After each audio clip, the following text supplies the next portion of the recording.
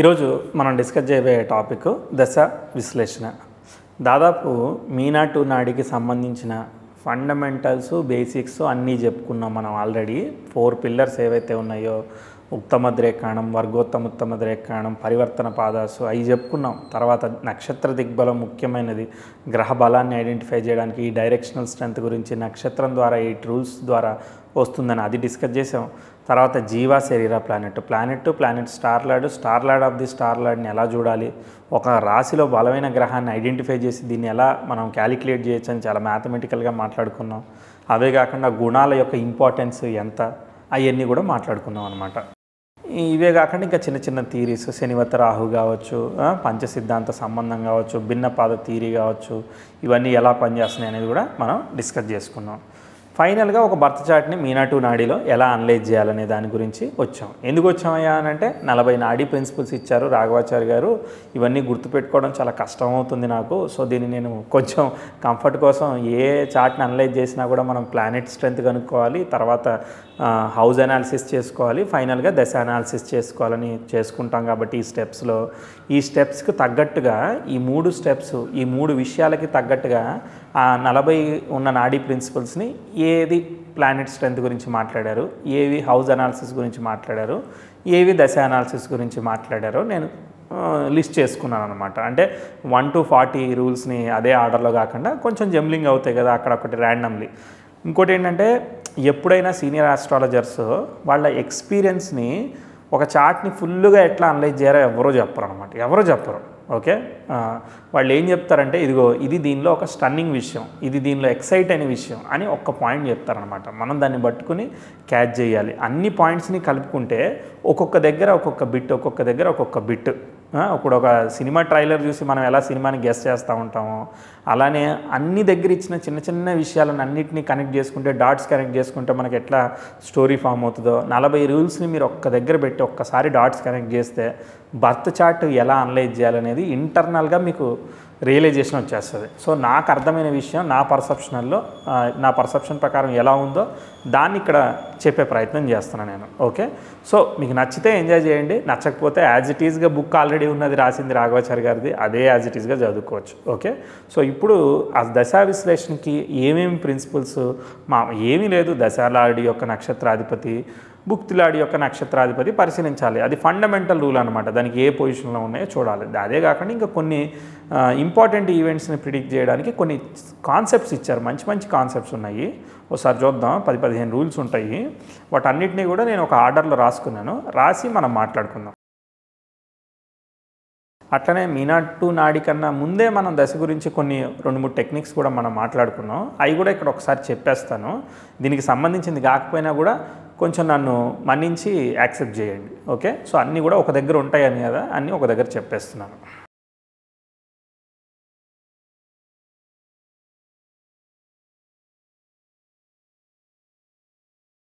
మనం చాలామంది బేసిక్గా కొంచెం ఆస్ట్రాలజీ నేర్చుకోగానే ఏం చేస్తామనంటే, పలానా దశాలాడు జరుగుతున్నాడు, దశాలాడు రాశి చక్రంలో లగ్నం నుంచి ఇక్కడ ఉన్నాడు కాబట్టి ఈ దశ ఎలా ఉంటుంది అని చెప్పి గూగుల్లో సెర్చ్ చేస్తాం.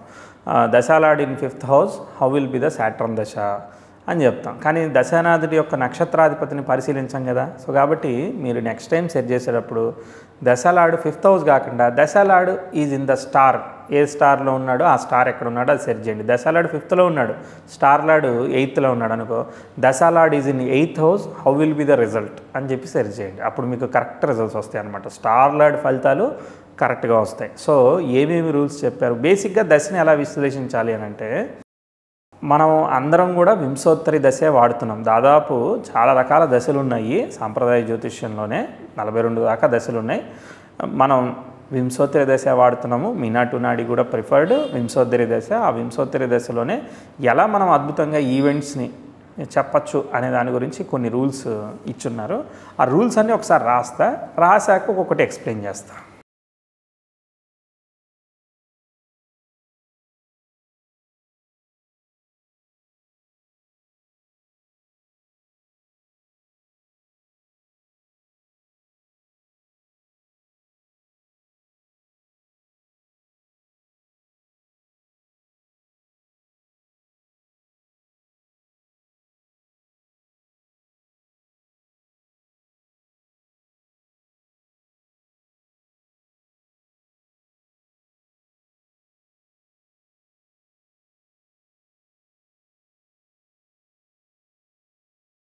దాదాపు రూల్స్ అన్నీ ఒక దగ్గర రాసేసాను నీట్గా. సో నీట్గా అంటే నీట్గా కాదు కానీ రాసేసాను. సో ఇప్పుడు ఫస్ట్ రూల్ ఏం చెప్తున్నారనంటే, ఏదైనా మనం నక్షత్ర జ్యోతిష్యం మాట్లాడుతున్నాం కాబట్టి దశానాథుడు నక్షత్రాధిపతి, దశానాథుడు ఏ నక్షత్రంలో ఉన్నాడో ఆ నక్షత్రాధిపతి ఏ స్థానాల్లో ఉన్నాడు. సింపుల్ రూల్, కేంద్ర కోణాల్లో కనుక ఉన్నట్లయితే 1 4 7 10 కనుక ఉన్నట్లయితే బాగుంటుంది. దశానాథుడు రవి అనుకో, దానికి మంచి కేంద్రం ఏంటిది? దశమం. శుక్రుడు అనుకో, దానికి మంచి కేంద్రం ఏంటి? చతుర్థం. అలా దిగ్బలాన్ని పొందే కేంద్రంలో ఉన్నాడు అనుకో బాగుంటుంది. లేదు, చతుర్థానికి రావాల్సిన శుక్రుడికి చతుర్థం రావాలి, దశమం వచ్చింది, వస్తే వచ్చింది, పర్లేదు, చెడు కాదు కదా. సో మంచిదే, అది కూడా మంచిదే అనమాట. రెస్పెక్టివ్ కేంద్రం అనమాట, మంచి రిజల్ట్సే ఇస్తుంది, భయపడాల్సిన అవసరం లేదు. దిగ్బలం రాలేదు కదా, దాని వేరే ఏదో రకంగా 8 రూల్స్ ఆఫ్ దిగ్బలంతో ఏదో రకంగా రావచ్చు, రాకపోయినా ఏమీ కాదు, చెడు ఫలితాలని ఇవ్వదు. అదే కనుక దశానాథుడు కొన్ని ప్రత్యేక సందర్భాల్లో తప్ప 6 8 12 స్థానాల్లో ఇవ్వదు. సో మీనాటు నాడి ప్రకారంగా దుస్థానాలని దుస్థానాలుగా చాలా నీట్గా తీసుకుంటారు, ఈజీగా నెగిటివ్ ఫలితం వచ్చేదానికి అవకాశం ఉంటుంది. కొన్ని కేసెస్లో మనకు కొన్ని ఎగ్జాంపుల్స్ కూడా ఇచ్చారనమాట, ఎలా తీసుకోవాలి దుస్థానంలో. కానీ అది చాలా క్రిటికల్గా మనం ఎక్స్పీరియన్స్తో వస్తుంది. సో కొంచెం కంగారు పడకుండా, ఇప్పుడు కన్యా లగ్నానికి చాలాసార్లు చెప్తూ ఉంటాను. సో వ్యయాధిపతి అష్టమంలో, అష్టమాధిపతి వ్యయంలో ఉండడం, తర్వాత మిథున లగ్నానికి కూడా అష్టమ వ్యయాధిపతుల శని శుక్రుల పరివర్తనలో, ఇలా నక్షత్ర పరివర్తనలో ఇలా ఏదో జరుగుతూ ఉంటాయి అన్నమాట. సో గ్రహాలు కూడా పరివర్తనలు జరిగినప్పుడు ఎలా ఉన్నాయి, అవి పూర్తి స్థాయిలో రిజల్ట్ ఇస్తాయని చెప్పలేవు. ఛాన్స్ దొరికితే ఒకసారి నెగిటివ్ రిజల్ట్స్ ఇచ్చేదానికి కూడా చేస్తూ ఉంటాయి అన్నమాట. సో ప్రైమరీగా ఏంటంటే దశానాథుడి యొక్క నక్షత్రాన్ని, భుక్తినాథుడి యొక్క నక్షత్రాన్ని, వాళ్ళకి ఏర్పడిన సంబంధాలు అంటే శుభగ్రహాల చేత చూడబడుతుందా, ముఖ్యంగా యోగకారక నక్షత్రాల్లో ఉన్నాయా లేదా అనేది మనం పరిశీలించుకున్నాం అనుకో, ఎస్ ఫలానా లగ్నం జరుగుతుంది, కర్కాటక లగ్నం జరుగుతుంది. సో దశానాథుడు గురువు యొక్క నక్షత్రంలో ఉన్నాడు, గురువు లగ్నంలో ఉన్నాడు, లేదనంటే భాగ్యంలోనే ఉన్నాడు, లేదంటే చతుర్థ కేంద్రంలో ఉన్నాడు లగ్నాధిపతితో కలిసి, ఇలా ఏదో రకంగా దిగ్బలం వస్తూ గురువు కేంద్ర కోణాల్లో కనుక బాగున్నట్టయితే గురుదశ బాగుండేదానికి అవకాశం ఉంటుంది. సప్తమ కేంద్రంలో ఉన్నాడు సార్ కర్కాటక లగ్నానికి అని అంటే, దశానాథుడు గురు నక్షత్రాన్ని ఆక్యుపై చేశాడు, యోగకారక నక్షత్రమే, కానీ గురువు డిబిలిటేట్ అయిపోయాడుగా, నీచంలో పడ్డాడుగా, కానీ దుస్థానంలో పడలేదు, అదో అడ్వాంటేజ్. కాకపోతే ఏంటంటే కొంచెం కష్టపడి సాధించుకోవాల్సి వస్తుంది, ఏది కూడా సునాయాసంగా ఈజీ రాదు. అందుకోసమే డిగ్నిటీ ఆఫ్ ది ప్లానెట్ని సరిగ్గా తీసుకోవాలని అనేది గ్రహాలని అనలైజ్ చేసేటప్పుడు చెప్పారు, తర్వాత భావాలను అనలైజ్ చేసేటప్పుడు చెప్పారు. సో ఇప్పుడు ఏ భావం కోసం అయితే చూస్తున్నామో ఆ భావం ఎలా ఉంటుంది, సో కష్టపడితేనే రిజల్ట్ ఇస్తూ ఉంటుంది. అక్కడ ఒకవేళ గురువుతో పాటు శని కూడా ఉన్నాడు అనుకో, అప్పుడు శని డామినేట్ చేస్తాడుగా. సో గురువు నీచంలో పడినా కూడా అక్కడ శని డామినేట్ చేశాడు కాబట్టి, కేంద్రాధిపత్యం పట్టిన శని దిగ్బలాన్ని పొందాడు కాబట్టి జీవా శరీర కాన్సెప్ట్ ప్రకారం అప్పుడు బాగుంటుందిగా. సో అప్పుడు మళ్ళీ గుడ్ రిజల్ట్స్ ఇస్తూ ఉంటుందన్నమాట. ఇలా మనకి యోగకారక నక్షత్రంలో ఉన్నాడు, యోగకారకుడు అయిపోయింది అనుకోవడం కాదు, దాని అసోసియేషన్ ఎలా ఉంది, ఆ రాశిలో బలమైన గ్రహం ఏంటిది అని మనం పరిశీలించి అది బాగుందా లేదా, దాని నక్షత్రాధిపతి బాగున్నాడా లేదా, అందుకోసమే జీవా శరీర కాన్సెప్టు, ఒక రాశిలో బలమైన గ్రహం ఏంటిది కాన్సెప్ట్ తీసుకొని మనం దశాభుక్తి ఫలితాన్ని చెప్పాలి. ఇంతే, దీనిలో ఇక మార్పు అంటూ ఏమీ లేదనమాట. మీనాటు నాడిలో ఎప్పుడు చూసినా కూడా దశానాథుడి నక్షత్రం ఎక్కడున్నాడు, భుక్తినాథుడి నక్షత్రం ఒకటే, బండ గుర్తు అనమాట, అలా వెళ్ళిపోవాలి. తర్వాత ఛిద్రదశలు అనేది మనం చెప్పుకున్నాం, కానీ ఎక్కడ కూడా మీనాటు నాడిలో ఛిద్రదశల గురించి మాట్లాడలేదు. కాకపోతే ఒకటి మాట్లాడారు, ఎలా మాట్లాడారు అనేది ఒక కాన్సెప్ట్ ఉంది, ఆ కాన్సెప్ట్ని ఎలా డిరైవ్ చేశారో చూపిస్తాను నేను. దానిలోనే ఇది కూడా కవర్ అయిపోతుంది అన్నమాట.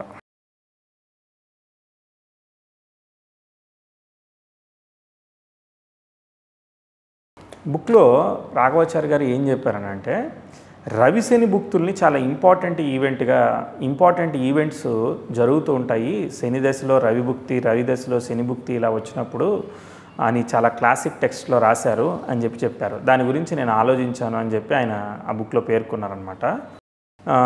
ఎందుకు అని ఆలోచిస్తే ఆయనకి స్ట్రైక్ అయింది ఏంటంటే, రవి ఎక్కడ ఎగ్జాల్ట్ అవుతాడు, మేషంలో ఎగ్జాల్ట్ అవుతాడు. శని ఎక్కడ నీచ పొందుతాడు, మేషంలోనే నీచ పొందుతాడు. కాబట్టే ఆ రెండు దశాభుక్తులు, ఒకవేళ మీ బర్త్ చార్ట్లో రవి శనులకి ఏదైనా సంబంధం ఉందనుకో, కొన్ని ఎగ్జాంపుల్స్ కూడా ఇచ్చారనమాట. రవి శని సింహంలో కలిస్తే ఏంటిది, మేషంలో కలిస్తే ఏంటిది, మకరంలో కలిస్తే ఏంటిది, లేదా తులలో కలిస్తే ఏంటిది, ఎవరి కంట్రోల్లోకి ఎవరు వెళ్ళిపోతున్నారు, ఎవరు లీడ్ చేస్తున్నారు ఆ చార్ట్ని, అలా చేసినప్పుడు ఎలా జడ్జ్ చేయాలి, ఇలా మాట్లాడారనమాట. సో ఇక్కడ కాన్సెప్ట్ ఏంటంటే, ఈ ఇంపార్టెంట్ దశాభుక్తుల్ని, ఎందుకంటే ఒక దశ జరుగుతున్నప్పుడు అన్ని దశాభుక్తుల్లోనూ ఫలితాలు ఇవ్వవు. ఒక ఉద్యోగం వచ్చిందనుకో అలా 10 ఏళ్ళు చేసుకుంటూ వెళ్ళిపోతూ ఉంటాడు అనమాట. పెళ్ళయిందనుకో 20 ఏళ్ళు మ్యారిటల్ లైఫ్ వెళ్ళిపోతూ ఉంటుంది. సో పెద్దగా ప్రాబ్లం రాకుండా కూడా ఉంటుంది. ప్రాబ్లం వస్తే ఒక సంవత్సరం రావచ్చు, 5 సంవత్సరాల తర్వాత రావచ్చు, 5 సంవత్సరాల ప్రాబ్లంతో కూడా జరగచ్చు అనమాట. సో అందుకోసమే అప్పుడు కళత్రకారకుడు ఎలా ఉన్నాడు, సప్తమ భావం ఎలా ఉంది, దశ ఏం నడుస్తుంది, దశానాథుడు భుక్తినాథుడు దుస్థానాలకు కనెక్ట్ అయ్యాయా, సో వివాహానికి అనుకూలం కాని భావాలు 4, 8, 12 లేదంటే 1, 6, 10 ఎలాంటివి ఆపరేట్ అవుతున్నాయి, ఇలా వెరిఫై చేసే ప్రయత్నం చేస్తారనమాట. సో ఈ కాన్సెప్ట్ ప్రకారం ఏంటంటే శని మేషంలో డిబిలిటేట్ అవుతాడు.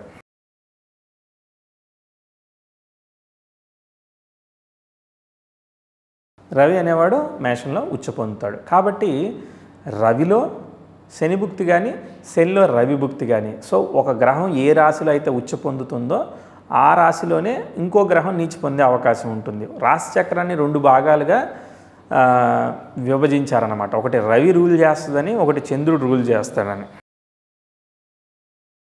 సో ఈ విధంగా సింహం నుంచి మకరం వరకు ఒక భాగం ఇది రవి రూల్ చేస్తాడు. సో పైన చంద్రుడు రూల్ చేస్తాడు కదా, కుంభం నుంచి కర్కాటకం వరకు కూడా చంద్రుడు రూల్ చేస్తాడనమాట. దీన్ని రవి షడ్గా చంద్ర షడ్గా అని కూడా పిలుస్తారనమాట. సో అయితే ఇక్కడ చూడండి, మీకు మిథునంలో కానీ కుంభంలోని ఏ గ్రహం ఉచ్చ పొందదు, నీచ పొందదు.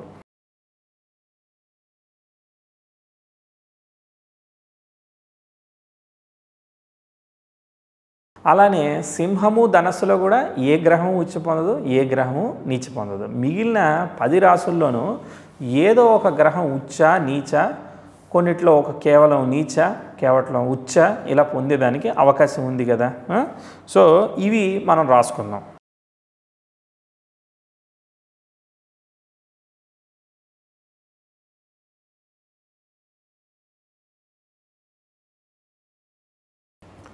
సో కాన్సెప్ట్ ఇదే అనమాట. ఈ కాన్సెప్ట్ యూజ్ చేసుకుని గురువులో కుజుడు వచ్చినప్పుడు, కుజుడిలో గురుడు వచ్చినప్పుడు ఇంపార్టెంట్ ఈవెంట్ ప్లేస్ అవుతుంది అని చెప్పి చెప్తున్నారనమాట. అలానే బుధుడిలో శుక్రుడు కానీ శుక్రుడిలో బుధుడు వచ్చినప్పుడు ఇంపార్టెంట్ ఈవెంట్స్ ప్లేస్ అయ్యేదానికి అవకాశం ఉంది. గుడ్ ఆర్ బ్యాడ్, బ్యాడ్ జరగచ్చు, గుడ్ జరగచ్చు. ఎందుకంటే అక్కడ ప్లానటరీ పోస్ట్మెంట్ తర్వాత దాని స్టార్ లాడ్ బాగుండాలిగా. కానీ శుభగ్రహాల మధ్య దశాభుక్తులు వచ్చినప్పుడు బాగుండే అవకాశం ఉంటుంది. కానీ దాని స్టార్ లాడ్ సరిగా లేకపోతే అక్కడ కూడా నెగిటివ్ రిజల్ట్స్ జరగచ్చు. కానీ ఇంపార్టెంట్ ఈవెంట్ ప్లేస్ అయ్యేదానికి అవకాశం ఉంటుంది. అందులో నా చార్ట్లో ఆ 2 గ్రహాల మధ్య సంబంధం కనుక ఉన్నట్టయితే ఇంకా గట్టిగా ఛాన్సెస్ ఎక్కువగా పెరుగుతాయి అన్నమాట. ఏ సంబంధం లేకపోతే వేరే ఉంటుంది, యావరేజ్గా ఉండొచ్చు.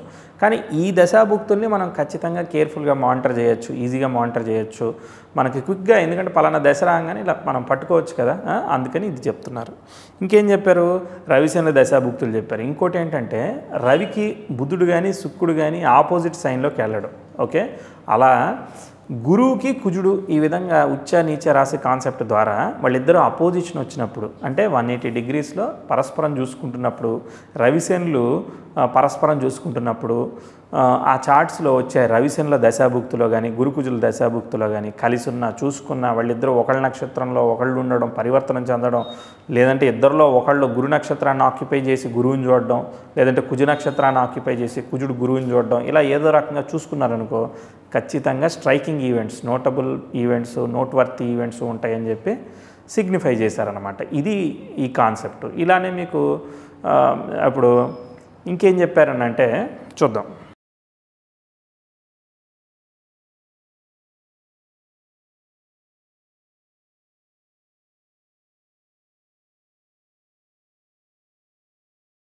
రెండు గ్రహాలు స్వనక్షత్రంలో ఉండి ఒకళ్ళనొకళ్ళు చూసుకుంటున్నాయి అని చెప్పి చెప్పారనమాట. దానికి ఒక ఎగ్జాంపుల్ కూడా ఇచ్చారు. సింహంలో శుక్రుడు శుక్ర నక్షత్రంలో ఉన్నాడు, కుంభంలో శని శతభిష నక్షత్రంలో ఉన్నాడు. రాహువత్తు శని, శనివత్తు రాహు, కాబట్టి రాహు నక్షత్రం అంటే శని తన స్వనక్షత్రంలోనే ఉంటున్నాడు, పరస్పరం చూసుకున్నాడు అని చెప్పి చెప్పేశారు. అలాంటప్పుడు శనిలో శుక్రుడు వచ్చినా శుక్రుడిలో శని వచ్చినా కూడా ఇంపార్టెంట్ ఈవెంట్స్ ప్లేస్ అయితే అని చెప్పారు. ఇంకో కాన్సెప్ట్లో ఎలా చెప్పారంటే, ఇప్పుడు గురువు శని యొక్క రాశిలో నీచ పొందాడు కదా, కాబట్టి శనిలో గురువు, గురువులో శని. సో గురుదశ జరుగుతుందనుకో, గురువులో లాస్ట్లో ఏం జరుగుతుంది, గురుదశలో లాస్ట్లో శని దశ జరుగుతుంది, అది చిత్రదశ కదా, అలా చెప్పుకుంటాం అనమాట మనం.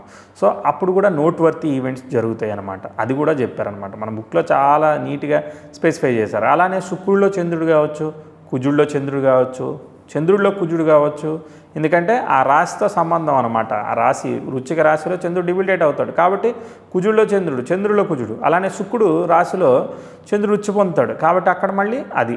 తర్వాత శుక్రుడిలో శని, శనిలో శుక్రుడు, ఎందుకంటే శని తొలలో ఉచ్చి పొందుతాడు. అలానే కర్కాటకం, గురువులో చంద్రుడు, చంద్రుడిలో గురువు, అది కూడా వస్తుంది అనమాట. అలానే కర్కాటకంలో కుజుడిని ఇచ్చి పొందుతాడు కాబట్టి మళ్ళీ కుజుడిలో చంద్రుడు, అలా వస్తుంది. తర్వాత కన్యలో బుధ శుక్రులే కదా, బుధ శుక్రుల కాంబినేషన్, బుధ దశ శుక్రభుక్తి, శుక్రదశ బుధభుక్తి అనమాట. తర్వాత మేషం, కుజుడిలో రవి లేదంటే కుజుడిలో శని. తర్వాత కుజుడిలో శనిలో కుజుడు, మళ్ళీ శనిలో రవిలో కుజుడు, కుజుడిలో రవి. ఓకే, శనిలో కుజ, కుజుడిలో శని, రెండు అలా అనమాట. అలా ఉచ్చ నీచ కాన్సెప్ట్తో ఇంకా పర్మిటేషన్స్ అండ్ కాంబినేషన్స్ ఎన్ని వస్తాయో మీరు ఆలోచించి కామెంట్ చేయండి. సో ఇలా ఇవన్నీ కూడా కవర్ చేశారు. మనకేంటంటే నోట్వర్త్ ఈవెంట్స్, ఇంపార్టెంట్ ఈవెంట్లు ఎక్కడ జరుగుతాయో మనం మార్క్ చేసుకోవాలి. దశాభుక్తిని మనం 981 దశాభుక్తుల్ని ప్రింట్ చేసుకున్న తర్వాత ఒక 6-7 దశలు మనిషి చూడగలుగుతాడు కదా దాదాపు ఈజీగా. సో ఇగో ఇక్కడ ఇంపార్టెంట్ ఈవెంట్, ఇక్కడ ఇంపార్టెంట్ ఈవెంట్, ఇక్కడ పాజిటివ్ ఈవెంట్ ఛాన్స్ ఉంది, అలా మనం ఈజీగా టిక్ మార్క్ కొట్టేసుకోగలగాలన్నమాట. ఇవి టిప్స్తో అసలు చాలా ఈజీగా ఇంపార్టెంట్ నోట్వర్త్ ఈవెంట్స్ టిక్ మార్క్ కొట్టేయచ్చు. ఇప్పుడు 20 సంవత్సరాలకి 30 సంవత్సరాల మధ్యలో పెళ్లి జరుగుతుందనుకో, పెళ్లి జరిగేటప్పుడు దశాభుక్తి వచ్చిందనుకో, ఇంపార్టెంట్ ఈవెంట్ ప్లేస్ అవుతుందనుకో, దానిలో పాజిటివ్గా ఉందనుకో, పాజిటివ్గా అయిపోతుంది మ్యారేజ్, అర్థమైందా? సో నెగిటివ్గా మనకి ప్లేస్ అయిందనుకో, నెగిటివ్ ఇబ్బందులు. అప్పుడు సప్తమ భావము, సప్తమ భావకారకుడు బాగాలేదనుకో, దశానాథుడు బాగాలేదనుకో, ఇబ్బంది అయినా కాదా? సో అట్లా మనం ఈజీగా ఫాస్ట్గా జడ్జ్ చేయొచ్చు అనమాట. నాడి అంటే ఏంటిది, క్విక్ అనమాట. సో చాలా ఫాస్ట్గా చేసేసేదానికి ఇక్కడ అవకాశం వస్తుంది. 2 గ్రహాలు స్వనక్షత్రంలో ఉండి పరస్పరం చూసుకునేదానికి అవకాశం ఉంటుంది. ఇప్పుడు మకరంలో కుజుడు తన స్వనక్షత్రంలో ఉండొచ్చు, శని కర్కాటకంలో తన స్వనక్షత్రంలో ఉండొచ్చు. శని కుజులు పరస్పరం చూసుకుంటారు, శనిలో కుజుడు, కుజుల్లో శని ఈవెంట్ ప్లేస్ అవ్వడానికి అవకాశం ఉంది. సో అలా 2 స్వనక్షత్రంలో గ్రహాలు చూసుకొని అవ్వచ్చు. అలానే ఇప్పుడు కుజుడు 28 డిగ్రీలకి మకరంలో ఉచ్చ ఉండి చూసుకోవచ్చు, కర్కాటకంలో బుధుడు 28 డిగ్రీలకు ఉండి చూడొచ్చు. సో అలా కూడా అవకాశం ఉంటుంది. తర్వాత గురు నక్షత్రంలో ఉండి కుజుడిని చూడొచ్చు. అలా స్వనక్షత్రంలో గ్రహాలు అనమాట, స్వనక్షత్రంలో ఉండి చూసుకో. ఇప్పుడు కుజాయిన్ కేతు నక్షత్ర అశ్విని, సో తులలో అండ్ శుక్రుడు కుజ నక్షత్రంలో ఉన్నాడు. కుజుడిని యొక్క నక్షత్రంలో ఉంటూ కుజుడు కూడా తన అదే నక్షత్రం, అంటే మళ్ళీ ఆయన కూడా స్వనక్షత్రం అనమాట. అంటే ఆ నక్షత్రంలో ఉన్న గ్రహం చేత చూడబడ్డం అనమాట. మళ్ళీ ఆ గ్రహం కూడా తన స్వనక్షత్రంలో ఉంది. ఓకే, ఇక్కడ 2 కూడా కుజ నక్షత్రాల్లోనే ఉంటూ పరస్పరం చూసుకుంటున్నాయని లెక్క అనమాట. సో అలాంటప్పుడు కూడా నోట్వర్తీ ఈవెంట్స్ ప్లేస్ అవుతాయని చెప్పి చెప్పారనమాట. కుజుడిలో శుక్రుడు, శుక్రుడిలో కుజుడు వచ్చినప్పుడు కూడా అవకాశం ఉంది. ఎందుకంటే వాళ్ళిద్దరు కూడా స్వనక్షత్రాల్లో ఉండి ఒక గ్రహం, 2 గ్రహాల్లో ఒక గ్రహం తన నక్షత్రాన్ని ఉంటూ ఆక్యుపై చేయబడుతుంది, చూస్తుంది అనమాట. ఇప్పుడు ఎలా జరుగుతుందంటే, ఇప్పుడు ఇంతకుముందు ఒక ఎగ్జాంపుల్ కూడా చెప్పాను. శని మీనంలో ఉండి గురు నక్షత్రంలో ఉండి గురువు చేత చూడబడుతున్నాడు అనుకో, అప్పుడు కూడా ఆ గురువులో శని, శనిలో గురు నోట్వర్తీ ఈవెంట్స్ ఉంటాయి. 2 గ్రహాలు కలిసాయి, 2 గ్రహాలు కలిసాయి. 2 గ్రహాల్లో ఒక గ్రహం అంటే ఇప్పుడు వృషభంలో చంద్ర శుక్రులు కలిశారు, బోత్ ఆర్ ఇన్ రోహిణి అనమాట. చంద్ర నక్షత్రంలో ఉన్న ఎగ్జాల్టెడ్ అయిన చంద్రుడితో స్వక్షేత్రగతుడైన శుక్రుడు అదే నక్షత్రంలో కలిశాడు కాబట్టి శుక్రుడిలో చంద్రుడు, చంద్రుడిలో శుక్రుడు నోట్వర్తీ ఈవెంట్ ప్లేస్ అవుతుంది. ఇంకో చార్ట్ చూశాను, నా దగ్గర ఒక చార్ట్ వచ్చింది.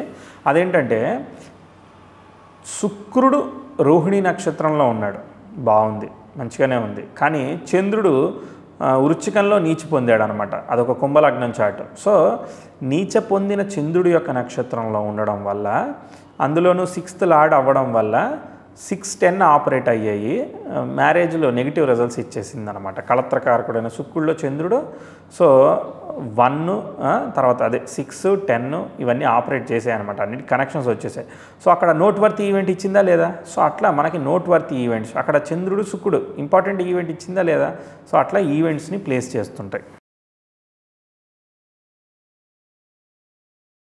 ఇప్పుడు రవి స్వనక్షత్రంలో ఉన్నాడు, మకరంలో ఉన్నాడు, ఉత్తరాషాఢలో ఉన్నాడు అనుకోండి. చంద్రుడు కర్కాటకంలో ఉన్నాడు. సో స్వనక్షత్రంలో ఉన్న రవి చంద్రుడిని ఎక్స్పెక్ట్ చేస్తున్నాడు. రవి చంద్రులు మిత్రులే కదా, పరస్పరం చూసుకున్నారు కదా, రెండు శుభగ్రహాలే కదా. మీనాటు నాడి ప్రకారం రవి కూడా శుభగ్రహంగానే కన్సిడర్ చేస్తారు. సో ఒక ధనుర్లగ్నం అయింది, చంద్రుడు తర్వాత రవి ఆస్పెక్ట్ చేసుకున్నారు. లేదు మేషలగ్నం అయింది, ఇంకా దశమ చతుర్థాల్లో ఉన్న ఆ రవి, దశమంలో ఉన్న రవి దిగ్బలాన్ని పొంది స్వనక్షత్రంలో ఉండి చంద్రుడి చేత చూడబడుతున్నాడు. చంద్రుడు రవి స్వనక్షత్రంలో ఉండి చూస్తున్నాడు అనుకో. సో మిత్రుని చేత చూడబడుతున్నాడు, స్వనక్షత్రంలో ఉండి చూడబడుతున్నాడు అనమాట. సో అది ఒక విశేషంగా యాక్ట్ చేస్తుంది. లేదు రవి శ్రవణంలో ఉన్నాడు, చంద్రుడు కర్కాటక నుంచి చూస్తున్నాడు, అంటే చంద్ర నక్షత్రంలో ఉన్న రవి చంద్రుడి చేత చూడబడుతున్నాడు, అది ఇంకా బాగుంటుంది అనమాట. రవి నక్షత్రంలో ఉన్నా కానీ చంద్ర నక్షత్రంలో ఉండి చంద్రుడి చేత చూడబడడం ఇంకా బాగుంటుంది కదా. ఎందుకంటే ఇక విశేషమైన రిలేషన్షిప్ అన్నమాట. అర్థమైందా? ఇప్పుడు ఎలా అంటే నేను మా ఫ్రెండ్కి ఐస్ క్రీమ్ కొనిచ్చాను, నేను ఎంజాయ్ చేస్తున్నాను, చాలా బాగుంది, వాడు కూడా ఎంజాయ్ చేస్తున్నాడు, అది కూడా నేను కొనిచ్చిన ఐస్ క్రీమ్ వాడు ఎంజాయ్ చేస్తున్నాడు, అది ఎంత హ్యాపీగా ఉంటుంది అట్లా. సో శని చంద్రుడు యొక్క నక్షత్రంలో ఉన్న రవి చంద్రుడి చేత చూడబడుతున్నాడంటే హీ ఫీల్ వెరీ హ్యాపీ అనమాట. సో కాబట్టి ఇక్కడ పాజిటివిటీ ప్రొడ్యూస్ అవుతుంది. ఒక్కోసారి పరివర్తనం వల్ల చూసుకోవచ్చు, తర్వాత లేదనంటే ఇద్దరిలో ఒకళ్ళు చూసుకోవచ్చు. ఇలా ఏది చూసుకున్నా బాగానే ఉంటుంది. చార్ట్లో డ్రా చేయట్లేదు ఎందుకంటే మీకు అర్థమైపోయింది కదా అని. ఇది ఒక కాన్సెప్ట్ ఉంది. దశానాథుడి యొక్క నక్షత్రం, ఇప్పుడు మీకు దశ జరుగుతుంది, ఏదో ఒక దశ జరుగుతుంది, ఆ దశానాథుడు ఏదో ఒక నక్షత్రంలో ఉంటాడు కదా. 9 గ్రహాల యొక్క నక్షత్రంలో ఏదో ఒక నక్షత్రంలో ఉంటాడు కదా. ఆ ఏది నక్షత్రంలో ఉన్నాడో ఆ నక్షత్రం భుక్తి వచ్చిందనుకో, చాలా ఇంపార్టెంట్ ఈవెంట్ ప్లేస్ అవుతుంది. ఇప్పుడు ఇంతకుముందు చెప్పించాట కుంభలగ్నం తీసుకోండి. సో దశానాథుడు శుక్రుడు చంద్ర నక్షత్రంలో ఉన్నాడు, చంద్రభుక్తి వచ్చింది, ఇంపార్టెంట్ ఈవెంట్ ప్లేస్ అయిందా లేదా? ఇంతకుముందు ఎగ్జాంపుల్ చెప్పినట్టుగానే ఇక్కడ ఎలా ఉంటుందనంటే నాకు అర్థమైంది, అంటే ఇది నాకు అర్థమైంది, మీనాటులో చెప్పలేదు కానీ నాకు అర్థమైంది ఏంటంటే ఒక్కోసారి మనకి లగ్నానికి యోగకారకం కాకపోయిన నక్షత్రాల్లో కూడా గ్రహాలు ఉంటాయి. జనరల్గా అలా యోగించవు కానీ యోగిస్తూ ఉంటాయి అన్నమాట కొన్ని చార్ట్లలో. అలా యోగించే పక్షంలో ఆ గ్రహం వల్ల అది యోగించింది కాబట్టి అన్ని భుక్తులు యోగించి ఆ ఒక్క పర్టికులర్ భుక్తే యోగించదు అనమాట. నోట్వర్తి ఈవెంట్ ఉంటుంది, నెగిటివ్ ఇస్తుంది అనమాట. కొన్ని సందర్భంలో దానివల్లనే ఆ రాహువు కేతువు లాంటి ప్లానెట్స్ అంత ఎనర్జీని హోల్డ్ చేసేస్తారు, చేసేసి ఆ భుక్తి మాత్రం యోగిస్తుంది, మిగిలిందంతా యావరేజ్గా ఉంటుంది, లేదంటే మిగిలిందంతా నెగిటివ్గా ఉంటుంది. ఇలా కూడా జరుగుద్ది. కొన్ని సందర్భాల్లో అంతా న్యూట్రల్గా ఉండి ఆ భుక్తి వచ్చినప్పుడు చాలా ఎలివేట్ చేసేస్తుంది. అలాంటి చార్ట్స్ కూడా నా దగ్గర చాలా ఎగ్జాంపుల్స్ ఉన్నాయి. ఇంపార్టెంట్ వర్తి ఈవెంట్స్ అది అంటే నేను బిఫోర్ మీనాటు నాడి కూడా చాలా అబ్జర్వ్ చేశాను అనమాట. ఖచ్చితంగా ఒక పర్టిక్యులర్ నక్షత్రంలో ఏదైతే ఉంటుందో దానివల్ల అంతా వర్క్ అవుతుంది కాబట్టి ఆ ఎగ్ ఎంటీ అనమాట. సో ఐదర్ దానిలో అన్న ఎంటీనెస్ అన్న ఉంటుంది, లేదంటే ఫుల్గా పంప్ అయ్యి దానిలో రిజల్ట్ అన్న దాగి ఉంటుంది అనమాట. ఏదో ఒకటి ఇస్తుంది, జాగ్రత్తగా పట్టుకుని రిజల్ట్ ఇవ్వాలన్నమాట. భలే థ్రిల్లింగ్గా ఉంటుంది అనమాట అలాంటి ప్రిడిక్షన్ చెప్తున్నప్పుడు. This is very important and very nice point అనమాట. ఇంకా దశానాథుడు ఏ పాదంలో ఉన్నాడో, అంటే ఇప్పుడు ఫర్ ఎగ్జాంపుల్ బుక్లో ఒకటి ఇచ్చారులే, ఏంటంటే ధనుర్లగ్నం ఇచ్చి చంద్రుడు కేతు నక్షత్రంలో 3వ పాదంలో ఉన్నాడు, సో లేదా 2వ పాదంలో ఉన్నాడు, సగం దశ అయ్యాక 3 వంతులు దశ అయ్యాక రిజల్ట్ ఇచ్చింది అని చెప్పారు. దీనికి సిమిలర్గా మనం ఇదివరకు కూడా మన ఛానల్లో ఒక వీడియో చేసాం. లగ్నం యొక్క డిగ్రీలు, దశానాథుడి యొక్క డిగ్రీలు, మొత్తం ఒక రాశి 2 రాశులు కదా, 60 డిగ్రీల్లో దశానాథుడు 10 డిగ్రీల్లో ఉన్నాడు, లగ్నం ఒక 10 డిగ్రీల్లో ఉందనుకో. సో మొత్తం 20 డిగ్రీలు, అంటే మొత్తం 60 డిగ్రీలకి 20 వచ్చింది, అంటే దాదాపు ఒక 30% దశ ప్రోగ్రెస్ కాగానే ఇంపార్టెంట్ ఈవెంట్స్ టేక్స్ ప్లేస్ అవుతాయి అని చెప్పి నేను నా రీసెర్చ్ని నేను ఒకటి కాంట్రిబ్యూట్ చేశాను. ఇది కూడా సిమిలర్గా అలానే అనిపించింది అనమాట. అబ్జర్వ్ చేయండి మీరు కూడా. అలానే సిమిలర్లీ భుక్తినాడు అనమాట. సో దశానాథుడు, భుక్తినాథుడు, లగ్నం డిగ్రీలు 3 కలపండి, 90 డిగ్రీలకి 50 డిగ్రీలు వచ్చిందనుకో. సో దాదాపు ఒక 55% అయిపోగానే మనకి ఆ ఈవెంట్ ఇస్తుందన్నమాట. కొన్ని సందర్భాల్లో ఏంటంటే ఒక 3 సంవత్సరాలు ఈవెంట్ ఉన్నప్పుడు, దశాభుక్తి ఉన్నప్పుడు, ఇదిగో ఇంకా లాస్ట్ ఇంకొక 5 నెలలు ఉంది, 2 నెలలు ఉంది, అయిపోద్దేమో అనుకుంటాం అనమాట ఈవెంట్. సో అక్కడ ఇస్తుందా ఇవ్వదా అని ఈ ఫార్ములా అప్లై చేశారనుకో అట్లనే మీరు సేమ్ ఫార్ములాని ఇక్కడ ఒక భుక్తి కూడా ఎంత పర్సెంట్ ఏ నక్షత్ర పాదంలో ఉంది, ఎంత పర్సంటేజ్. సో మీనాటు నాడి అప్లై చేయండి, నాది రూల్ కూడా అప్లై చేయండి, ఒకసారి టెస్ట్ చేయండి. సో దాదాపు ఈ రూల్ చాలా బాగా పనిచేస్తుంది. ఇందుకు నేను వేరే రకంగా అప్లై చేశాను కాబట్టి నాకు కాన్ఫిడెంట్గా చెప్పగలుగుతున్నాను. సో ఇది కూడా అప్లై చేసి చూశాను, సిమిలర్గా నేను అనిపించింది అనమాట, నచ్చింది ఇది కూడా. ఇంకోటి ఏంటంటే, ఇంకో రూల్ ఏం చెప్పారంటే, ఇప్పుడు ఏదైనా ఒక పర్టికులర్ విషయాన్ని మీద సంబంధించి పనిచేసి ఎక్స్ట్రీమ్గా ఉన్న వాళ్ళ చార్ట్స్ చూడండి. ఇప్పుడు సినిమా ఇండస్ట్రీలో ఉన్న వాళ్ళ చార్ట్లు చూడండి. దాదాపు గ్రహాలన్నీ కూడా కారక ప్లానెట్ శుక్రుడు కాబట్టి ఎక్కువ గ్రహాలు 4-5 గ్రహాలు ఆ శుక్ర నక్షత్రంలో ఉంటాయి. ఒక ఇంజనీర్ చార్ట్ చూడండి, మార్స్ స్టార్లో చాలా గ్రహాలు ఉంటాయి. కొంతమంది రైటర్స్ చార్ట్లో చూశాను నేను, మార్స్ స్టార్లో గ్రహాలు ఉంటాయి. కొంతమంది ఆర్టిస్ట్ చార్ట్లో చూశాను, మూన్ స్టార్స్లో గ్రహాలు ఉంటాయి, లేదంటే మెర్క్యూరీ స్టార్స్లో గ్రహాలు ఉంటాయి.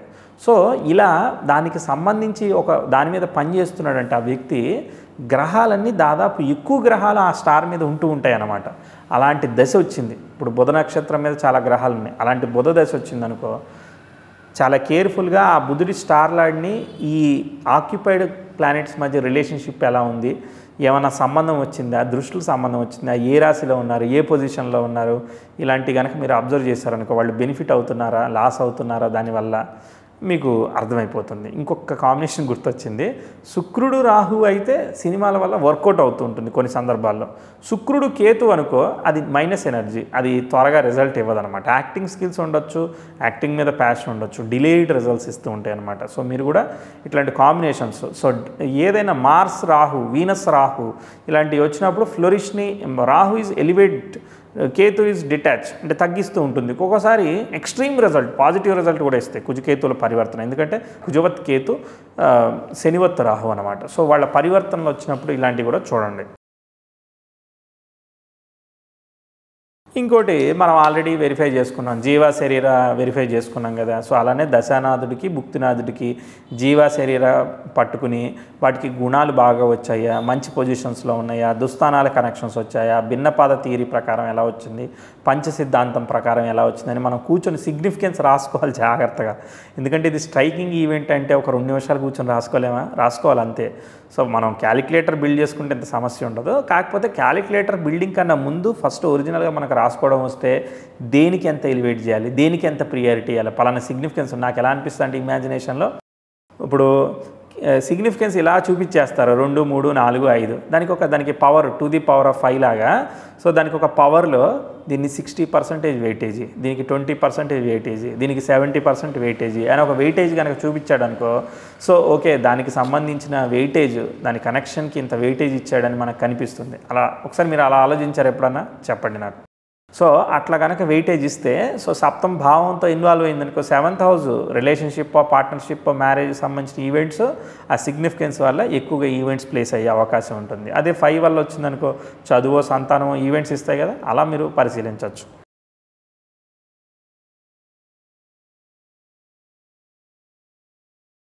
తర్వాత ఇప్పుడు మకర లగ్నం ఇచ్చారు. మకర లగ్నం ఇచ్చి ఒక ఎగ్జాంపుల్ చార్ట్లో గురువు తర్వాత చంద్రుడు కలిసి 6వ ఇంట్లోనే ఉన్నారు, పునర్వసులో ఉన్నారు. భిన్నపాద థియరీ ప్రకారం అది 7వ రాశిలో కూడా వస్తుంది కాబట్టి వివాహం ఇచ్చేస్తుంది. అలానే 6లో ఉన్న గ్రహాలు మృగశిరలో ఉన్నాయి, మృగశిర పంచమానికి కూడా కనెక్ట్ అవుతుందిగా. సో శుక్రుడు మృగశిరలో ఉన్నాడు, సంతానం కలగదా అంటే 6, 11 ఆపరేట్ అవుతుంది, కొంచెం కష్టమే అని అనుకోవడానికి లేదు. ఎందుకంటే 5వ రాశిలో కూడా ఆ ఫలితం ఉంది. ఇది చాలా భిన్నపాద థియరీ అనమాట. సో కాబట్టి అట్లా భావాలు 2 భావాలకి స్ప్రెడ్ చేసి ఫలితాన్ని ఇస్తూ ఉంటుంది. పాజిటివ్గా ఇచ్చేటప్పుడు పాజిటివ్గా, నెగిటివ్గా ఇచ్చేటప్పుడు 6, 11 ఆపరేట్ అవుతుంది అనమాట. సో పాజిటివ్ ఇస్తుందా, నెగిటివ్ ఇస్తుందా, యోగకారక కనెక్షన్స్. ఎప్పుడైనా పొజిషన్కి ఫస్ట్ ప్రియారిటీ, సెకండ్ ప్రియారిటీ యోగకారక. స్టార్ లార్డు యోగకారకుడు అయ్యి, యోగకారకుడు వెల్ ప్లేస్ అయితే ఈజీగా సునాయాసంగా మంచి ఫలితాలు ఇస్తుంది అనమాట పూర్వపుణ్యం వల్ల. ఓకే, అలాంటివి ఎలా ఉన్నాయి. నెక్స్ట్ ఇక మీరు దిగ్బలాసు అవన్నీ అప్లై చేసి చూసుకోవడం, స్ట్రెంత్ ఎంత బాగుందని, ఎగ్జాల్టేషన్స్ అవన్నీ చెప్పాక. ఇంతకుముందు దశాలాడు, భుక్తిలాడు, లగ్నం డిగ్రీలను కలుపుకొని ఒకసారి వెరిఫై చేయండి. ఇంకోటి మీనా టు నాడీలో ఇది చెప్పలేదు, రవిచంద్రులకి ఏకాధిపత్యం ఉన్న మిగిలిన పంచగ్రహాలకి 2 ఆధిపత్యాలు ఉన్నాయి. ఒక నాడీ ఆస్ట్రాలజర్ గురించి మీకు ఇంతకుముందు నాడీ ఆస్ట్రాలజీ ఇంట్రడక్షన్ వీడియోలో చెప్పాను కదా. మిథున లగ్నానికి అష్టమాధిపతి అయిన శని, భాగ్యాధిపతి అయిన శని ఫస్ట్ అష్టమాధిపత్యం ఇచ్చి తర్వాత భాగ్యాధిపత్యం ఇస్తాడని, ఇట్లా హాఫ్ ఆఫ్ ది వే ఇస్తారని ఒక రకంగా ప్రిడిక్ట్ చేశారు. కానీ ఇంకొక దగ్గర ఎలా చెప్పారనంటే మిథున లగ్నానికి మూల త్రికోణ రాశి అయిన శని కుంభ ఫలితాన్ని భాగ్య ఫలితాన్ని ఇచ్చి తర్వాత అష్టమ ఫలితాలను ఇస్తాడు. అలానే గురువు సప్తమ భావ ఫలితాలు, ఎందుకనంటే సప్తమ మూల త్రికోణం కదా గురువుకి, కాబట్టి మొదట మూల త్రికోణ ఫలితం ఇచ్చి తర్వాత మిగిలిన రాశి ఫలితం ఇస్తుందన్నమాట.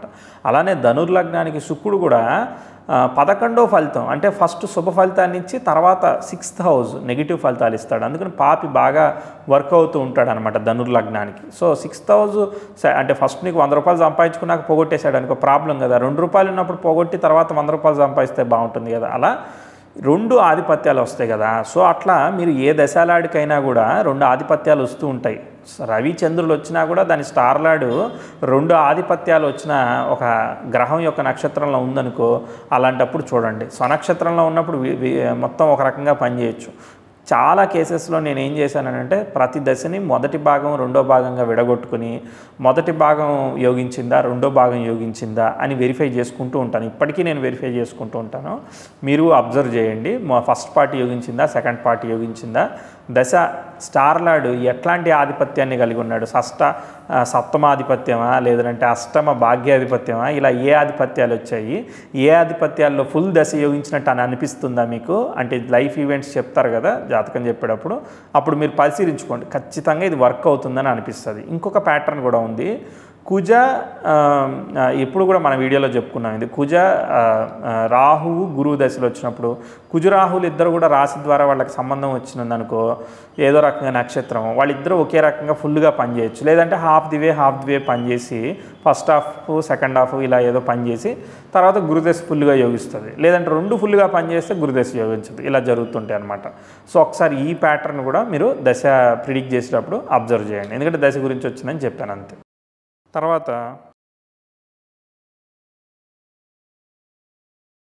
ఇప్పుడు ఏదైనా ఒక గ్రహాన్ని మీరు ఒక దశలాడిని అనలైజ్ చేస్తున్నారు, దాని నక్షత్రాధిపతితో పాటు దానికి ఏమేమి దృష్టిలు ఉన్నాయి, మిత్రుల యొక్క దృష్టిలు ఉన్నాయా శత్రువుల యొక్క దృష్టిలు ఉన్నాయా, దాని వెయిటేజ్ ఎక్కువ పాపగ్రహాల దృష్టిలు ఉన్నాయనుకో ఎంతైనా ఇబ్బంది, దానికి తోడు దుస్థానం కనెక్ట్ అయిందనుకో ఇంకా ఇబ్బంది, దానికి తోడు గుణం స్పాయిల్ అయిందనుకో ఇంకా ఇబ్బంది. అలా ఇబ్బంది యొక్క స్థాయిని మనం పర్సంటేజ్గా డిఫైన్ చేసి క్యాలిక్యులేట్ చేయాలి. ఇది ఒక చార్ట్లతో అయిపోయేది కాదు. ఇది ఒక 100 చార్ట్లు 200 చార్ట్లు ఒక 1000 చార్ట్లు అయినా మనం స్టెప్ బై స్టెప్ ఒకేసారి మనం అన్ని చార్ట్లు కూడా తెచ్చుకోలేము. సో 4 చార్ట్లు చూసుకుంటూ రాసుకుంటూ నేను ఇప్పటికీ కూడా ఒక OneNoteలో రాసుకుంటూ ఉంటాను. అలా నెమ్మదిగా పర్సంటేజ్ని అప్రాక్సిమేట్ పర్సంటేజ్ని డిఫైన్ చేసుకుంటూ వెళ్తూ ఉంటాను అనమాట. అలా కొంత టైం పీరియడ్ అయినాక ఒక 100-200 చార్ట్లు అవుతాయి కదా, ఒకేసారి అన్నీ చేసేయలేం కదా, ఎందుకంటే అన్ని చార్ట్లు ఒకే రోజు రీడ్ చేయడానికి మనకి ఆ దైవం కూడా పర్మిషన్ ఇవ్వాలి. సో వాళ్ళ చార్ట్స్ కనెక్ట్ అయినప్పుడే మనం చేస్తాం, అవకాశం దొరికినప్పుడే చేసుకుని అన్నీ ఒకసారి లిస్ట్ చేసుకుని మనం అప్పుడు బేరీ చేసుకుని అప్లికేషన్ చేసుకునేటప్పుడు, అంటే నేను ప్రోటోటైప్ బిల్డ్ చేస్తూ ఉంటాను కాబట్టి అలా చేసుకునేటప్పుడు దానికి రూల్స్ని మనం సిస్టమేటిక్గా రాసుకోవచ్చు అనమాట. సో ఇది నా ఐడియా, మీ ఇంట్రెస్ట్ని కూడా తెలియజేయండి అనమాట. సో తెలియజేస్తే మీకు బాగా ఇంట్రెస్టెడ్ ఉంటే మనం కలిసి ఏదో రకంగా వాటిని బిల్డ్ చేసే ప్రయత్నం చేద్దాం. ఓకే, నెక్స్ట్ పరివర్తన గురించి చాలా బాగా చెప్తారనమాట. పరివర్తన 3 రకాలుగా ఉందన్నమాట. 2 శుభగ్రహాల మధ్య పరివర్తన జరిగి ఆ 2 శుభగ్రహాలు అదే మిథున లగ్నం తీసుకుని బుధ అలానే శుక్రులు తీసుకున్నారనుకో మంచి పరివర్తన. సో శుభగ్రహాలు ఒక్కోసారి అది మీన లగ్నం అయినా కూడా 2 శుభగ్రహాల మధ్య పరివర్తన చాలా పాజిటివ్ రిజల్ట్ ఇచ్చింది. చాలా చార్ట్స్ మన ఈ ఆస్ట్రో డేటా బ్యాంక్స్లో ఇట్లాంటి వాటిలో షేర్ చేసి కూడా చూశాను అనమాట. మంచి రిజల్ట్ అయితే అక్కడ అందరూ ఫేమస్ పీపుల్ ఉంటారు కాబట్టి మనకి అది అర్థం కాదు. సో మనం మన దగ్గర వచ్చిన చార్ట్స్లో కూడా చెక్ చేసుకుని చూసుకోవాలన్నమాట. అప్పుడే మనకు చాలా కాన్ఫిడెన్స్ వస్తుంది. తర్వాత అక్కడ ఎగ్జాంపుల్ ఇచ్చిన చార్ట్ని మనం యాజ్ ఇట్ ఈజ్గా ఫైండ్ చేయాలంటే కూడా ఒక్కోసారి ఇబ్బంది అవుతుంది. నెక్స్ట్ ఇంకోటి ఏంటిది, గురుచంద్రుల పరివర్తన. గురుచంద్రులు నక్షత్ర పరివర్తనం చెందారనుకోండి, ఆ 2 చంద్రుడు పూర్ణచంద్రుడు అయితే శుభగ్రహం అవుతాడుగా, 2 పరివర్తన కూడా అది కూడా బాగుంటుందని చెప్పారనమాట. అలానే 2 ఒక ఆయన శుభగ్రహం ఒక ఆయన పాపగ్రహం, శని గురువు 2 వర్గాలు కదా వాళ్ళిద్దరు. మిథున లగ్నం చాట్ ఇచ్చి శని గురువులు ఇద్దరు ఎగ్జాల్ట్ అయ్యారు. సో కానీ దానిలో సరిగా ఉండదు, ఎందుకంటే ఒక శుభగ్రహం ఒక పాపగ్రహం మధ్య పరివర్తన 2 డిఫరెంట్ వర్గాలు వాళ్ళు సరిగా పనిచేయవని చెప్పారనమాట. ఓకే, అట్లానే దానిలో ఏదో ఒకటి పనిచేస్తుంది, రెండోది పనిచేయదు. అర్థమైందా? దాన్ని అబ్జర్వ్ చేయాలి మనం. ఇంకోటి ఏంటిది, ఇక్కడ శుభగ్రహం పాపగ్రహం అన్నప్పుడు నాకు ఇంకో ఐడియా వచ్చిందనమాట. అంటే బుక్లో లేదు. ఏం ఐడియా అంటే ఇప్పుడు రవి గురువులు ఉన్నారు, పరివర్తనం చెందుతారు, బాగానే పనిచేస్తూ ఉంటుందన్నమాట. వాళ్ళ మిత్రవర్గం కాబట్టి. అలానే తర్వాత కుజ గురువులు, అది కూడా బాగానే పనిచేస్తుంది, ఎందుకంటే వాళ్ళిద్దరూ మిత్రవర్గం కాబట్టి. ఓకే. అలానే ఇప్పుడు కుజ గురువులు అంటే కుజ నక్షత్రం ఎక్కడుంది? మకరంలో ఉంది, అక్కడ నీచ పొందుతాడుగా. అలా మీరు అబ్జర్వ్ చేయాలన్నమాట. నీచ పొందితే మళ్ళీ మారుతుంది అనమాట, అంత అనుకున్నంత రిజల్ట్ రాజు. ఆ నీచత్వ దోషము కుజుడు తీసుకుంటూ ఉంటాడు. ఓకే. సో ఆ పరివర్తనం చెందినప్పుడు ఒక గ్రహం పనిచేసి ఇంకో గ్రహం పనిచేయకపోవడం అలా కూడా జరుగుతుంది. ఇంకోటి, 2 పాపగ్రహాల మధ్య పరివర్తనం. నేను ఒక చార్ట్ చూశాను, వృషభ లగ్నం చార్ట్. సప్తమంలోనేమో కుజుడు, దశమంలోనేమో శని, 2 నక్షత్ర పరివర్తనం చెంది. అంటే కుజ అయిన శని నక్షత్ర అయిన వృచ్చికం అనమాట. వృచ్చికంలో అనురాధ ఉంటుంది కదా, కుంభంలో ధనిష్ట ఉంటుంది. సో 2 పరివర్తనం చేసి 2 పరస్పరం చూసుకుంటున్నాయి. 2 దశలు యోగించే అవకాశం ఉంది. ఎందుకంటే వాళ్ళిద్దరు కూడా కేంద్రాలు, 2 కేంద్రాలని, వాళ్ళకి కావాల్సిన కేంద్రాల్లో పరివర్తనం చెందారు. అంటే కుజుడు సప్తమంలో ఉన్న, దశమంలో ఉన్న నక్షత్రంలో ఉన్నాడు. శని దశమంలో ఉన్న, సప్తమంలో ఉన్న గ్రహం యొక్క నక్షత్రంలో ఉన్నాడు. రెండిటికి దిగ్బలం వచ్చి రెండిటికి కూడా చాలా విశేషమైన కేంద్రాలు ఆక్యుపై చేయడం వల్ల 2 పాపగ్రహాలైనా దాని పొజిషన్ బాగుంది. వాళ్ళ యొక్క గుణాలు కోల్పోలేదు. వాళ్ళు తామసిక గుణం అయితే వాళ్ళ నక్షత్రాలు కూడా తామసిక నక్షత్రాల్లోనే ఉన్నాయి, తామసిక రాసుల్లో ఉన్నాయి. దాదాపుగా గుణాన్ని కోల్పోలేదు. కాబట్టి అలాంటి 2 గ్రహాలు పనిచేసే అవకాశం ఉంటుంది. ఇలా మీకు 2 శుభగ్రహాలు పరివర్తనం చెందితే రీచబుల్ గోల్ పెట్టుకుంటారండి. 2 కిలోమీటర్లు ఈరోజు నడుద్దాం అనుకుంటున్నాను, నడిచేస్తాడు, వాడు హ్యాపీగా ఉంటాడు. అదే పాపగ్రహాలు గోల్ ఎలా ఉంటుందంటే 25 కిలోమీటర్లు నడవాలంటే చావోరావో తేల్చుకోవాలనే మోడ్లో ఉంటాడు అనమాట. ఖచ్చితంగా అచీవ్ చేయాలని ఎక్స్ట్రీమ్ ఆఫ్ ఎక్స్పెక్టేషన్ పెట్టుకుంటాడు. వాడు అచీవ్ చేస్తాడు, అలా మొండిగా అచీవ్ చేస్తూ ఉంటారు అనమాట. ఎక్స్ట్రీమ్ పీపుల్ అనమాట వాళ్ళు. సో అట్లా కూడా అచీవ్ చేసే అవకాశం ఉంటుంది. కానీ దాన్ని కేర్ఫుల్గా మానిటర్ చేసి, శుభగ్రహాలు సునాయాసంగా ఉంటుంది, పాపగ్రహాల మధ్య ఘర్షణాత్మకంగా ఉంటుంది అనమాట. ఇట్లాంటివి అబ్జర్వ్ చేయాలి. సో నాకు తెలిసి దాదాపు ఈ రూల్స్ వాడి మనం ఈజీగా దశాభుక్తుల్ని పట్టేసుకోవచ్చు అనమాట. ఎందుకంటే మనం ప్లానెట్లు అనలైజ్ చేసాము, తర్వాత హౌస్ అనాలిసిస్ చేసాము, చేశాక ఇక్కడికి వచ్చాం కదా. ఒక దశాలాడి యొక్క స్టార్ లాడి ఎలా ఉన్నాడు, దాని ఆధిపత్యాలు ఎలా వచ్చాయి, తర్వాత దానికి జీవ శరీర ఈ విధంగా ఉంది, భుక్తిలాడి ఈ విధంగా ఉన్నాడు, ఇక్కడ ఎక్కడో పడిపోతుంది, దశాలాడిలో ఈ భుక్తిలాడి ఇంపార్టెంట్ భుక్తి వస్తుంది, ఇలాంటిది ఒకసారి చూడాలి, రవిలో శని వస్తుంది, కుజుడిలో గురువు వస్తుంది, ఇలా బుధుడిలో శుక్రుడు వచ్చాడు, ఈ దశలో ఎలా ఉన్నాయి. మనకు తెలిసిన పాయింట్లు చాలా ఉంటాయి. అక్కడ చార్ట్కి వెళ్ళి చెప్పేవరకే 4-5 పాయింట్లే అప్లై అవుతుంటాయి. మనకు తెలిసిన అన్ని పాయింట్లని ఒకటే చార్ట్ మీద అప్లై చేయలేకపోతుంటాం అనమాట. సో అది డిసప్పాయింటింగ్ అనిపిస్తుంది. అబ్బా మనకు వచ్చిందంతా ఇంప్లిమెంట్ చేయలేకపోతున్నామని. ఏం చేయలేము అంతే. సో ఉన్నవే అక్కడ మనం జాగ్రత్తగా సిస్టమేటిక్గా ఇంప్లిమెంట్ చేసుకోవాలి. వీటిని మనం నేర్చేసుకొని వదిలేస్తామనే భయంతోనే వీటిని అంతా కూడా సెగ్రిగేట్ చేసి ఒక దగ్గరికి తీసుకొచ్చాను. దీనివల్ల ఏంటంటే మనకు చార్ట్ రాగానే పలానా దశభుక్తి వచ్చింది, yes this is a possibility, significance బాగుంది, వెరీ గుడ్. తర్వాత ఏ సిగ్నిఫికెన్స్ అయితే వచ్చిందో ఆ సిగ్నిఫికెన్స్ సంబంధించిన భావాలు బాగున్నాయా మరి చార్ట్లో, ఆ భావం బాగుందనుకో బాగుంటుంది అనమాట, దాదాపు బాగుంటుంది. సో తర్వాత ఆ భావం వచ్చింది కరెక్టే, దానికి ఆ స్టార్ నాడికి కూడా సంబంధం వచ్చిందనుకో ఇంకా కనెక్షన్ వెయిటేజ్ పెరుగుతుందన్నమాట. ఇలా ఒక్కొక్కటి లింకింగ్ చేసుకుంటూ మనం చూసుకోవాలి. నా ఉద్దేశంలో ఏంటంటే చాలా రోజుల నుంచి మీకు ఆ గ్రిడ్ చెప్తూనే వస్తున్నాను, ఎప్పుడు ఇంప్లిమెంట్ అయిద్దో తెలియదు. కానీ ఆ దశని మనం గ్రీన్ కలర్లోనా, ఎల్లో కలర్లోనా, రెడ్ కలర్లోనా పర్సంటేజ్ చేసుకుని మనం డిఫైన్ చేసుకోవాలి. ఈ రూల్స్ అన్నీ వాడి మనకు తెలిసిన రూల్స్తో కంబైన్ చేసుకుని డిఫైన్ చేసుకోవాలి. సిగ్నిఫికెన్స్ని జాగ్రత్తగా చేసుకోవాలి. ఆ సిగ్నిఫికెన్స్కి కూడా దాని వెయిటేజ్ కూడా మనకు తెలియాలి. తెలిసి ఓకే దీనిలో ఇంత బాగుంటుంది, దీనిలో ఇగో ఇంత పోర్షన్ ఆఫ్ దశ అయిపోయిన తర్వాత ఒక స్ట్రైకింగ్ ఈవెంట్ ఉంటుంది. ప్రతి భుక్తిలోనూ నక్షత్ర పాదంతో మీరు ఇప్పుడు ఇంత పర్సంటేజ్ ఆఫ్ భుక్తి అయిపోగానే ఉంటుంది ఈవెంట్, అవకాశం ఉంది ఇక్కడ, ఇదిగో ఇప్పుడు ఇలాంటి టైంలో అష్టక వర్గ ట్రాన్సిట్ చూస్తే అవకాశం వస్తుందని మనం చెప్తాం కదా. అలా మనం 1 by 1 మన దగ్గర ఉన్న నాలెడ్జ్ని ఒకటే రూల్ని 1000 times 10,000 times ప్రాక్టీస్ చేసుకుంటూ వెళ్ళాలి. రూల్స్ అయ్యో 10 చెప్పారు ఇంకొన్ని టెక్నిక్స్ ఇవ్వండి అని అనిపిస్తూ ఉంటుంది. ఉన్న రూల్స్ని కరెక్ట్గా చెప్తే చాలదా, ఉన్న రూల్స్ని బాగా ప్రాక్టీస్ చేసి దానిలో ఎక్కడ పోతుంది, ఎక్కడ రైట్గా ఉంది అని మనం రిఫైన్డ్గా చెప్తే ఎంత కాన్ఫిడెంట్గా ఉంటుంది. ప్రిడిక్షన్ చెప్పేటప్పుడు ఆ మనసు ఎంత సాటిస్ఫాక్షన్ ఉంటుంది. ఏదో నేను గుడ్డిగా చెప్పేసాను కాకుండా చాలా హ్యాపీనెస్ వస్తూ ఉంటుంది అనమాట. చాలా సిస్టమేటిక్గా చెప్తున్నాను నేను, సెల్ఫ్ సాటిస్ఫాక్షన్ మనకు ఎంతో మిగులుతుంది అనమాట. అది మనం దేనిలోనూ కొలవలేము ఇక, అంతే అది. ఓకే, ఎనీవే దాదాపు ఒక బర్త్ చార్ట్ని ప్లానెట్ ఎలా అనలైజ్ చేయాలి, హౌస్ ఎలా అనలైజ్ చేయాలి, దశ ఎలా అనలైజ్ చేయాలనేది చాలా హ్యాపీగా ఫినిష్ చేసుకున్నాం. ఓకే, ఇప్పుడు ఒక చార్ట్ మీద ఇప్పుడు మనకు వచ్చిన అన్ని రూల్స్ని కలుపుకొని ఒక చార్ట్ మీద ఏ మేరకు అప్లై చేయగలుగుతాం అనేది ట్రై చేస్తాను. అలానే నా దగ్గర ఆల్రెడీ ఇప్పుడు ఈ 40 ప్రిన్సిపల్స్కి బుక్లో ఇవి కాకుండా నేను సపరేట్గా కొన్ని చార్ట్స్ని ఫైండ్ చేసుకొని తీసుకొచ్చాను. ఆ చార్ట్స్ మీద ఈ రూల్స్ అప్లై చేస్తే ఇంతకుముందు చెప్పినట్టుగా రకరకాల ఎగ్జాంపుల్స్ చెప్పాను కదా, అవి లైవ్గా కొన్ని బర్త్ చార్ట్స్ వేసుకుని వాటిలో మొత్తం చార్ట్ అనలైజ్ చేయను, మీకు బోర్ కొట్టియను, 2 గంటల వీడియోలు 3 గంటల వీడియోలు పెట్టను. ఓకే, షార్ట్గా 5 నిమిషాల్లోనూ 10 నిమిషాల్లో 15 నిమిషాల్లో చెప్పే ప్రయత్నం చేస్తా. ఇది యాక్చువల్గా ఇప్పుడు చెప్పాలనుకున్నది 40 రూల్స్ చెప్దాం అనుకున్నాను అనమాట. ఈ 40 రూల్స్ చెప్తే అసలు ఇన్ని రూళ్ళు గుర్తుపెట్టుకోవాలా అన్నట్టు కన్ఫ్యూజింగ్ అయిపోతుందని దీన్ని ఇక్కడనే స్ప్లిట్ చేసి 40-45 మినిట్స్ వీడియోల్లో చెప్పే ప్రయత్నం చేశాను అనమాట. ఎందుకంటే ఇప్పుడు ఇవి 40 వీడియోస్ చేస్తే టైం వేస్ట్ మీకు. సో ఇదంతా కూడా ఒక 3-4 వీడియోల్లో చేసేసాం కదా. ఇప్పుడు ఎంచక్క మీకు అంతా ఒక దగ్గరే ఇప్పుడు 40 ప్రిన్సిపల్స్ 40 వీడియోలు చూస్తే వచ్చే సాటిస్ఫాక్షన్ ఈ 3 వీడియోల్లో వచ్చేసినట్టే కదా. సో అలా కంప్రెస్ చేశాను కంటెంట్ని.